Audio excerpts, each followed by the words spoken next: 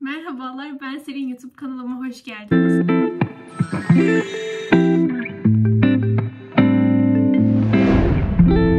Bugün sizlerle yeni bir video çekiyoruz. Ay, kolyem içeride kalmış. Az önce yeni videoyu attım. Şurada bilgisayarım var, ekranı şimdi kapandı ama onun HD'sini yüklenmesini bekliyorum. Bir yandan da dedim ki yeni bir videoya başlayayım. Hazır evde kimse yok. Güzel video çekebileceğim bir ortam.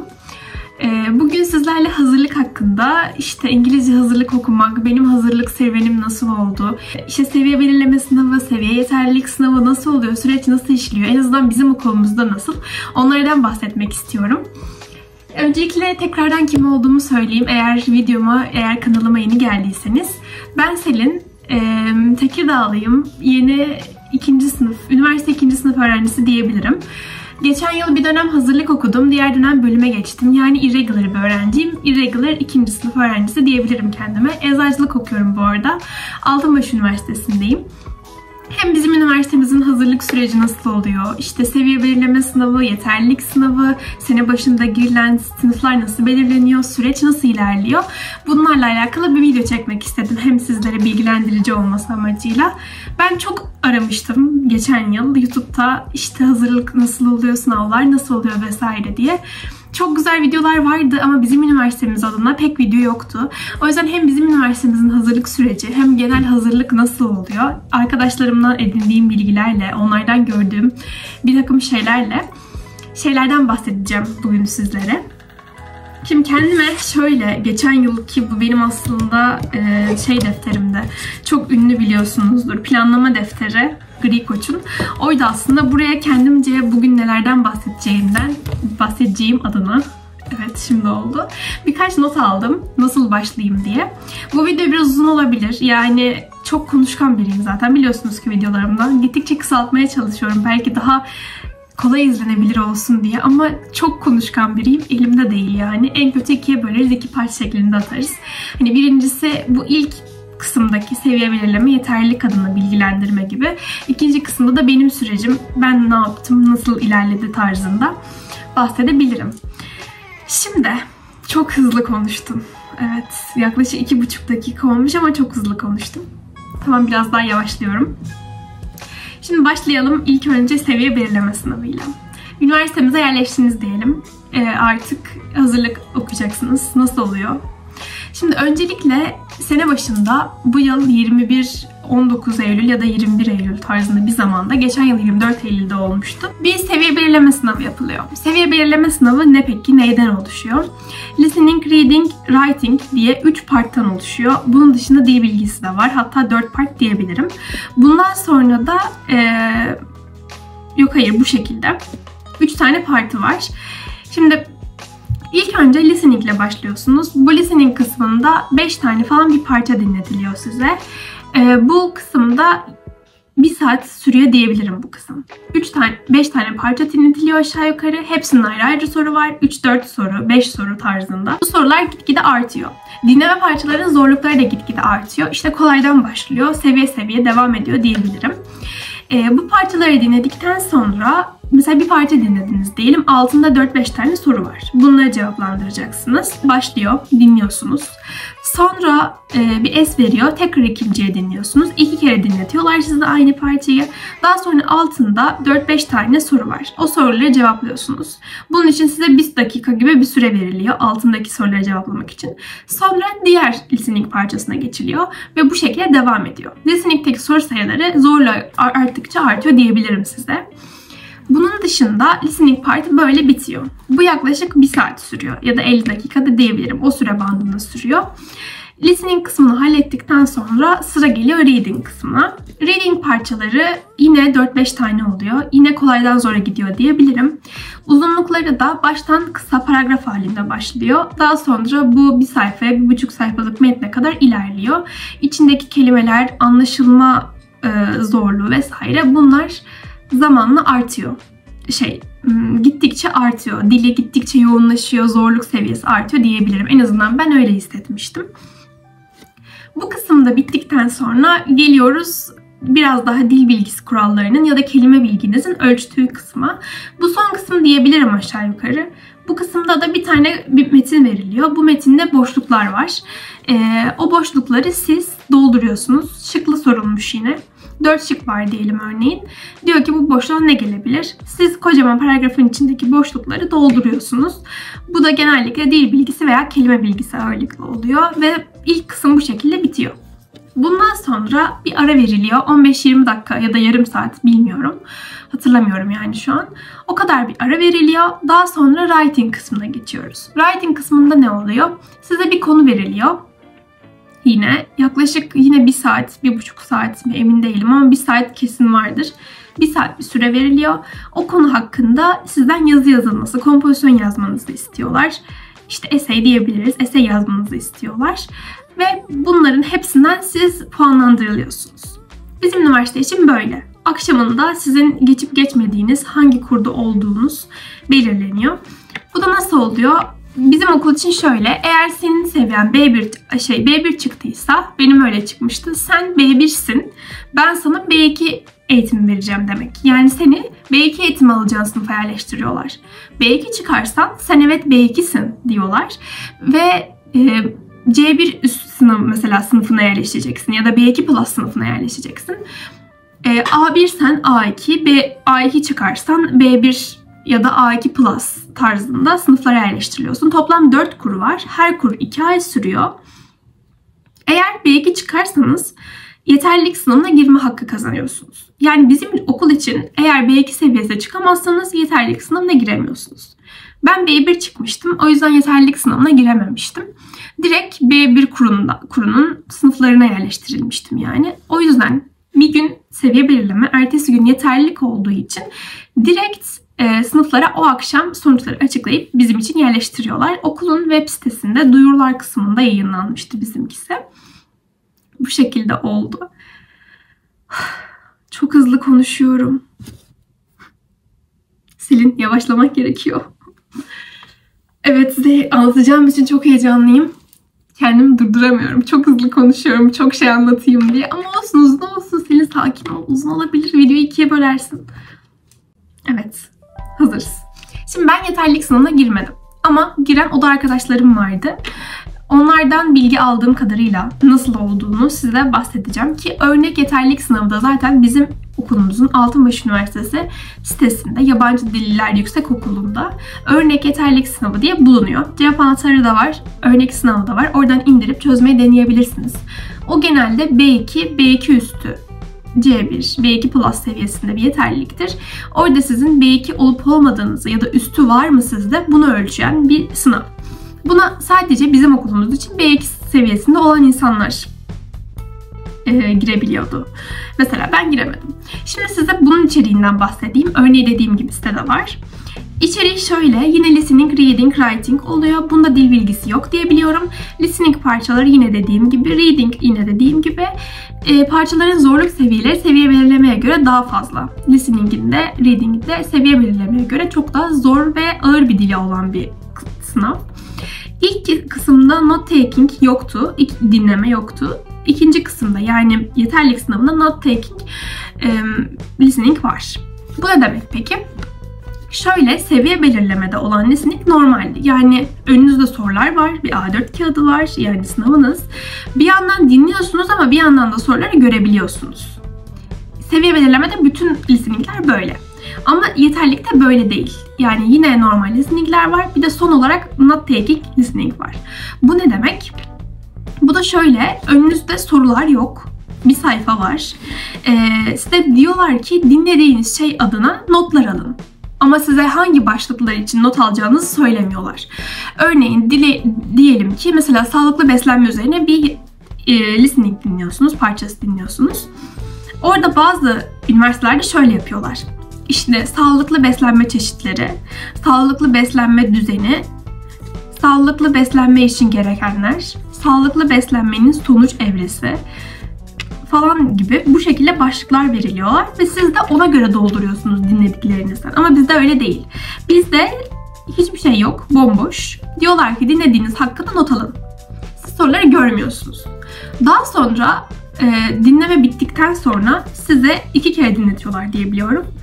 Bizde öyleydi yani son yeterlilik sınavında. Sonra size soruları sonradan veriyorlar. Yani siz dinlediğiniz şeyi hakkında notalar alıyorsunuz. Dinleme bittikten sonra sizin önünüze kağıt geliyor ve o kağıtta dinlediğiniz şeylerle alakalı sorular var. Onları cevaplıyorsunuz. Bu yeterlilik sınavında var. Seviye belirlemede yoktu. Yeterlilikte tek fark bu diyebilirim. Bir de dil bilgisi, grammar yok diyebiliyorum. Eğer varsa yine düzeltirim ama yok. Daha sonra örnek sınavda da yoktu. Speaking kısmı var bir de bunda farklı olarak seviye belirleme dışında. Yani siz listening, reading yapıyorsunuz. Writing var. Bir tek speaking farklı. Öğleden sonra da sabah oluyor genelde bu sınav. Öğleden sonra da speaking oluyor. Sizi sırayla alıyorlar. Birebirsiniz hocayla beraber. Size belli başlı sorular soruyorlar. Tamamen şans. Şimdi speaking kısmı her zaman... Ay geldim. Alanım doldu. Saklama alanım doldu uyarısı verdi. O yüzden birkaç şey sildim. Videolarım ne yazık ki saklama alanım olmadığı için YouTube'a yükledikten sonra silmek zorunda kalıyorum. Tek saklayacağım yer YouTube yani sizlere canım videolarım. Üzgünüm ki. Bir türlü öğrenemedim ne yazık ki bilgisayardan editlemeyi, daha doğrusu telefonumdan bir şeyleri bilgisayara atmayı. Ama bunu bir şekilde halledeceğim. USB kablosuyla halledemedim. Ama Google fotoğraflar atarak ya da dosyalar şeklinde birini atıp sonra bilgisayarda editleyerek bir şekilde halledeceğim. Neyse bunu atlıyorum. Bu önemli değil şu an. Önemli olan hazırlık sürecimiz. Nerede kalmıştık? Speaking kısmında kalmıştık. Speaking kısmı siz bölüme hazırlığa geçseniz de aynı şekilde oluyor.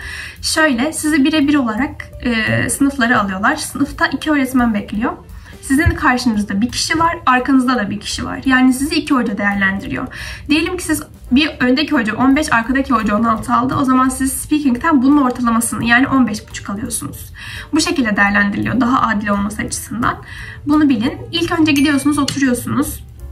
Okul kartınızı gösteriyorsunuz. Yoksa isminizi falan söylüyorsunuzdur. Bilmiyorum ilk gün olur mu okul kartınız. Bizim var mıydı? Ben girmedim ama vardı galiba o zaman okul kartımız, emin değilim. Okul kartınızı istiyor sizden normal şartlarda. Hazırlığa kaldıysanız da aynı oluyor speaking kısmı. Daha sonra sizi rahatlatacak birkaç soru soruluyor. İsminiz, bölümünüz, işte bölümünüzü neden seçtiğiniz tarzında böyle klasik sizi de rahatlatabilecek sorular soruluyor. Daha sonra sizin önünüze yazı kağıdı gelmeden size yine daha gündelik, daha basit, yine sizi rahatlatmak için birkaç soru soruluyor. Bu da ne gibi olabilir? Ne bileyim İstanbul'u niye seçtin? Ya da ailen ne iş yapıyor? Örneğin ben eczacılık mı okuyorum? Annem hemşire dedikten sonra mesela diyorlardı ki hani annenden mi etkilendin? Ya da ailen bu bölümü seçmeyi düşünüyor muydu? Sen niye seçtin? Tarzında böyle sorular soruluyor. Siz rahatlayın diye. Bu kısımdan da belli bir puan alıyorsunuz unutmayın ama bunlar daha basit, sizi rahatlatmak için sorulan sorular. Bundan sonra önünüze bir kağıt veriliyor. Şöyle bir kağıt düşünün. Şurada bir soru var. Ana sorunuz burada. Altında 2-3 madde var. Yine 16 soruları.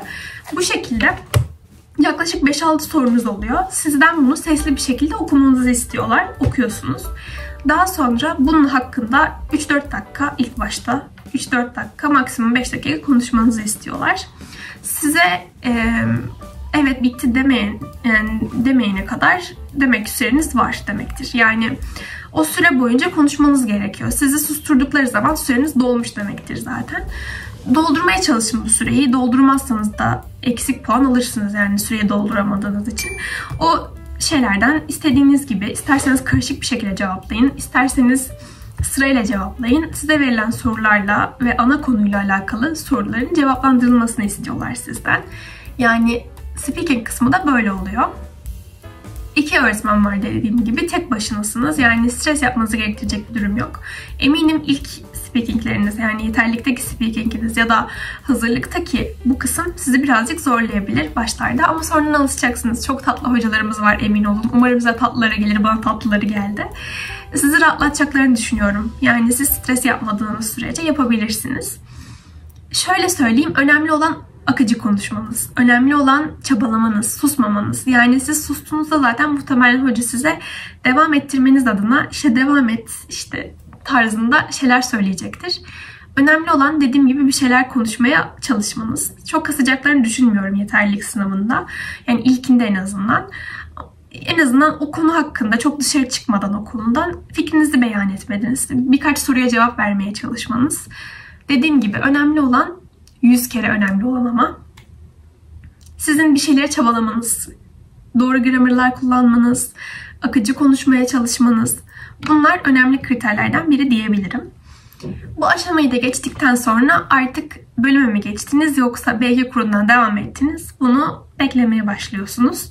Bunun da açıklama tarihi çok geç olacağını düşünmüyorum. Yani hemen o gün açıklamasalar da yine yakın bir tarihte açıklıyorlar bunun sonucunda. Şimdi diyelim ki iyi senaryoya göre yani belki geçtiğiniz bölüme geçeceksiniz. Normal bir bölüm öğrencisi gibi hiç hazırlık okumadan bölüme başlayacaksınız. 1. sınıflar gibi demek bu. Bu atlattınız demek. Şimdi kötü senaryoya göre, kötü de değil bu arada. Hazırlık okumak hiç kimse için kötü değildir bence. Kötü demeyin yani. Bana çok şey kattı diyebilirim. En azından bizim okulumuz için hazırlık evet çok zor. Evet çok çaba sarf edeceğiniz ama size çok şey katacak bir dönem. Bunu unutmayın asla. Hazırlıksanız eğer böyle sınıflarınıza yerleştiriliyorsunuz. Yani mesela ben B1 çıktım. B1 için yani B2 plus, B1 plus ya hafıza alanının dolması peki. Neyse nerede kalmışsınız yerleştiriliyorsunuz demiştik. Şimdi ben kendi kitaplarımızı kendim adına göstereceğim ama öncelikle size şöyle bahsedeyim. İlk hafta yerleştirdikten sonra zaten ilk önce oryantasyon günleri falan oluyor. Oryantasyon günlerinde bizim okul için de bahsediyorum. İşte bölüm bölüm ayırıyorlar sizi. Eczacılık, dişçilik vesaire diye. Hepinizin sizle ilgilenecek akran koçları var. İşte 10-15 kişi bir koç diyebilirim. Onlar size bilgilendiriyorlar. Bölüm hakkında, hazırlık hakkında, kendi deneyimlerinden birkaç şeylerden bahsediyorlar. Sizin sorularınızı cevaplıyorlar. Ne bileyim, genelde bunlar zaten 3. sınıf, 2. sınıf yani üst dönemleri oluyor. Onlara başınızdan geçenleri, ne geçeceğini öğrenebilirsiniz. Onların başından geçenleri soru sorarak öğrenebilirsiniz. Size orada yardımcı olmak için varlar zaten. Yani aklınızda takılan soruları bana da sorabilirsiniz. Yani aşağı yorum olarak da atabilirsiniz. Ama onun dışında merak etmeyin ki oryantasyon günlerine gittiğinizde sizin hepinize bir akran koçu atanacak ve aklınıza takılan soruları onlara sorarak rahatlayabilirsiniz. Yani hazırlık hakkında herhangi bir sorunuz, sıkıntınız olursa onlar size yardımcı olacaktır zaten. Şimdi şöyle ki ilk hafta bizde şöyleydi. 5 günde online'dı. Evet 5 günde online'dı diye hatırlıyorum. Hatta biz niye hepsi online diye şaşırmıştık. Daha sonra hepsi yüz yüze oldu bir ara ama sonra bu sistem oturdu. Hem yüz yüze hem online. Yani 3 gün yüz yüze 2 gün online şeklinde devam etti bizim dönemimiz boyunca hazırlıkta. Şimdi şöyle bu bir yandan iyi oluyordu. Uzaktan gelenler ya da hem çalışıp hem okulu okumaya çalışanlar için ya da her gün İstanbul trafiğinde uğraşmamak için. Çünkü herkes okula yakın bir yurtta kalmıyor sonuçta. İyi oluyordu. Bu yıl da öyle mi olur bilmiyorum ama muhtemelen öyle olur. Bizde en azından öyleydi. Örnek bir bizim saatlerimizi şuraya ya da şuraya koyarım. Tablo şeklinde. Onları da yayınlıyorlar. Üniversitenin sitesinde duyurularda. İşte bir dönem mesela sabahçı oluyorsunuz. Bir dönem öğrenci oluyorsunuz. O da genelde bizde şöyleydi. Mesela B1'ler bir kurda full sabahçı. Bir sonraki kurda B2'ler full öğrenci. İşte o şekildeydi. Yani bir kur full sabahçı, bir kur full öğrenci. O şekilde ayarlıyorlar. Bir kur 2 ay sürüyor. Toplam 4 kur var demiştim. Şimdi aslında benim sadece B1 ve B2 sınıflarının kitapları bende bulunuyor. Ama o da arkadaşım A1'den başlamıştı. Oradan bana sevgiler. Onun da kitaplarını tam tesadüfi bir şekilde almıştım. O da nasıl gelişti? Yurttan ayrılırken o tek başına dönüyordu. Benim babam almıştı Benim babam almaya gelmişti arabayla. O tek başına dönmüştü. Kitaplarına sığdıramadık. Çok ağır oluyordu. En sonunda dedik ki bunları ben alayım. Yani ben taşıyayım. Nasılsa senin işine yaramayacak. O şekilde gelişmişti yani. Bende kalmışlar. O yüzden size şu an gösterebileceğim hepsini. Şimdi İlk önce size dediğim gibi A2'den başlatıyorlar. Yani sizin A1 olduğunuza inanmıyorlar. İnanmıyorlar demeyeyim de A1 çıktıysanız A1 plus A2 görüyorsunuz diyebilirim. Şu kitap ilk kitaplarıydı. Yani eğer A1 çıktıysanız geçen yıl bu kitap verildi.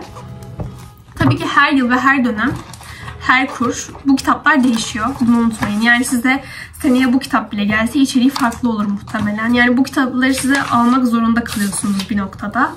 Çünkü buradan ödev falan veriyorlar. Şöyle tatlış bir kitap. Bize de bunun ses çıktı. Bize de bunun B1 Plus B2'sini vermişlerdi. Şöyle ilk kuru kitabı böyle. Bunun yanında şöyle ek bir kitap var ama bunu kullanılmıyor diyebilirim. Biz de kullanmadık. Onlar da kullanmamışlar. Ben geçen gün baktım. Hayır, kullanmamışlar. Bu kullanılmıyor ama ikisi birlikte alınıyor zaten. Bir de şu kitap var. Bu A2 ile B1 arasıymış. Bu A2 kuru kitabı olabilir.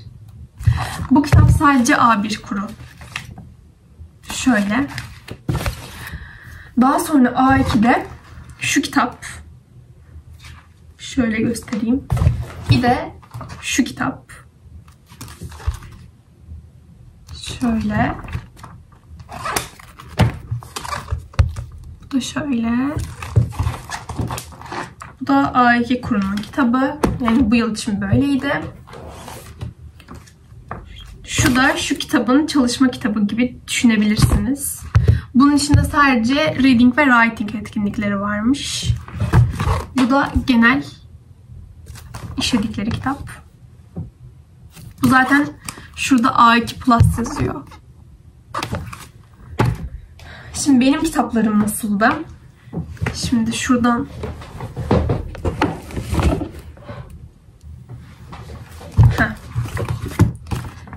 şu benim B1 Plus yani ilk kurumun kitabıydı. Şöyle göstereyim. Bunun arkasında çalışma kitabı kısmı var. Şöyle bayağı yapmışım, not almışım. Şu çalışma kitabı kısmı diyebilirim şöyle. Şunları sınıfta yani çözüyoruz bunların hepsini. Ünite bittikten sonra. Şu da ikinci ek kitabımızdı.